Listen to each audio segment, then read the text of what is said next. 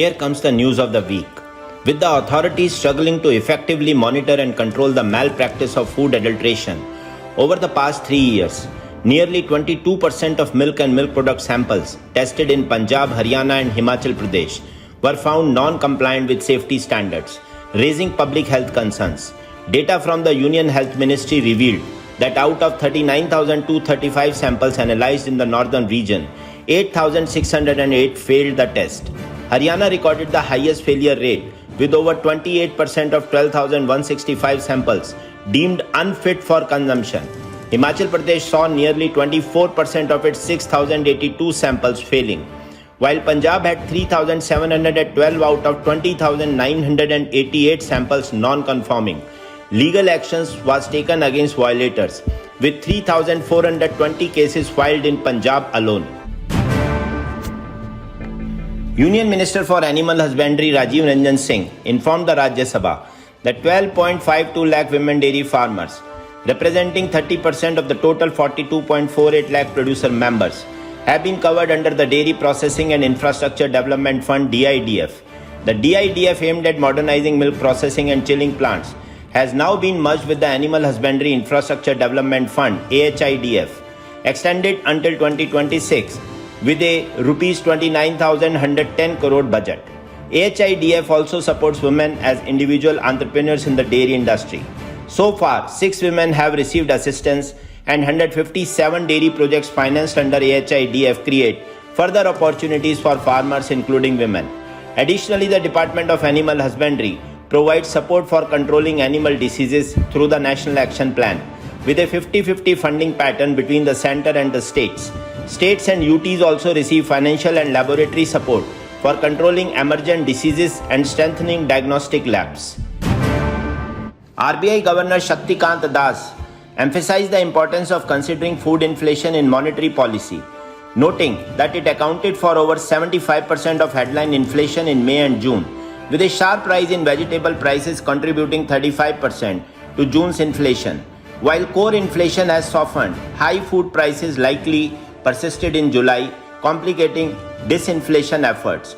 Das highlighted the need to monitor revisions in milk prices, which, along with other food price shocks, have slowed disinflation in Q1 24-25.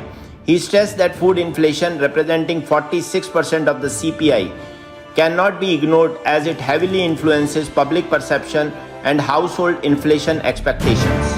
A 2-day workshop on finalizing standard veterinary treatment guidelines, organized by the Food and Agriculture Organization under the Department of Animal Husbandry, took place on 8 to 9th August 2024 in New Delhi. In the valedictory session, Ms. Alka Upadhyay, Secretary DAHD, emphasized the crucial role of the animal husbandry sector in supporting livelihoods and ensuring food safety. Noting that the value of milk and milk products in India exceeds 12 lakh crore, she highlighted the frequent occurrence of diseases in India's large livestock population and the need for effective management.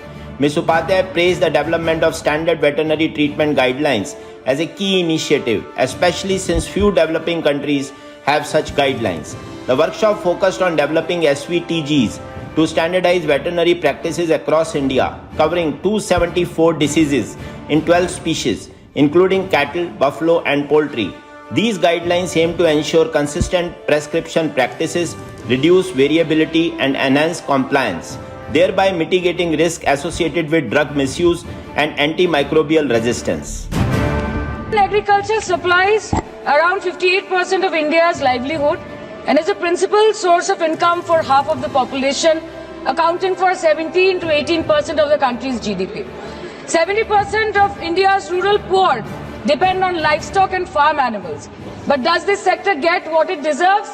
इसका जवाब अगर आप देश के किसान से पूछेंगे तो वो आपको यही बात बोलेंगे कि चाय से शुरू हुई थी सरकार और गाय पे अटक गई और विकास की मौसी 10 साल में रास्ते में भटक गई.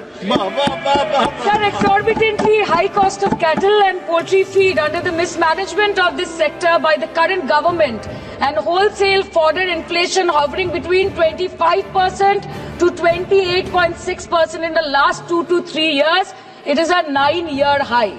Sir, किसान खुद क्या खाएंगे? अपने परिवार के लोगों का खिलाएंगे? अपनी गाय भैंस भेड़ बकरी को क्या खिलाएंगे? सर ऐसे ही वारदात होते हैं जहां गरीबी से जूझता हुआ एक किसान उसको अपनी गाय भेड़ बकरी को बेचने में मजबूर करते हैं और अंत में जाके वो अपनी खुद की जान ले लेते हैं। सर पिछले 10 सालों में 1,12,000 किसानों ने इस देश में आत्महत्या की। एनसीआरबी की एक रिपोर्ट के अनुसार 10 साल में हर दिन इस देश में एवरेज में 30 किसान हर दिन अपनी जान ले लेते हैं। Dr. Philip Rasmussen and his team from the University of Copenhagen conducted a study on the world's most expensive dairy diseases, soon to be published in the Journal of Dairy Science. The research focused on 12 predetermined diseases, estimating financial losses based on milk production, fertility and culling, but excluding treatment costs. In total, dairy diseases cost the global industry about $65 billion annually. The study accounted for comorbidities, preventing a 45% overestimation of losses. When considering annual losses by country, India topped the list with $12 billion or around rupees 1 lakh crore, followed by the United States at $8 billion and China at $5 billion. These figures reflect the country's standings in global milk production, emphasizing the financial impact of dairy diseases on the country. Subclinical ketosis contributed significantly to losses in Oceania, accounting for 35% of the total, compared to 24% in Europe. In contrast, clinical mastitis was responsible for 25% of Europe's losses, but only 10% in Oceania. The global average financial loss per cow was $351, with significant variation across regions ranging from $72 per cow in Nigeria to as high as $1,900 per cow. Here comes the Market Watch section. As India approaches the festive season with Raksha Bandhan on August 19th, the market for ghee remains relatively stable. Despite the peak lean season for both buffalo and cows due to extreme heat and humidity, milk availability, while not yet critical, is under pressure, especially as the monsoon season remains inconsistent. Since June 1st, key regions like Punjab, Haryana, Western and Eastern UP, Northern Bihar, Odisha and parts of MP have seen deficient rainfall. The monsoon's performance is crucial as heavy rains in September over the last 3 years have led to a fluctuating fodder supply, impacting milk production either positively or negatively depending on the extent of flooding. Looking ahead, the upcoming flush season will hinge on 3 factors. First, the availability of fodder and the impact of monsoon rains, which have so far been satisfactory in the west and south of the country. Second, the market dynamics of skim milk powder prices, particularly as large cooperative stockholders adjust their offerings. Third, the global dairy scenario with potential shortages of milk and dairy ingredients from developed nations. Unfortunately, government policy remains silent on the significant issue of large SMP stocks and the bleak prospects for farmers securing favorable rates in the coming months. Despite this, SMP prices are expected to remain stable due to high stocks, while ghee prices may hardly see slight increases, driven by weak demand and the availability of adulterated ghee at lower rates. The NCDFI saw active trading this week, with SMP prices dropping from Rs 257 to Rs 242 per kg and butter prices rising from 349 to 359 per kg.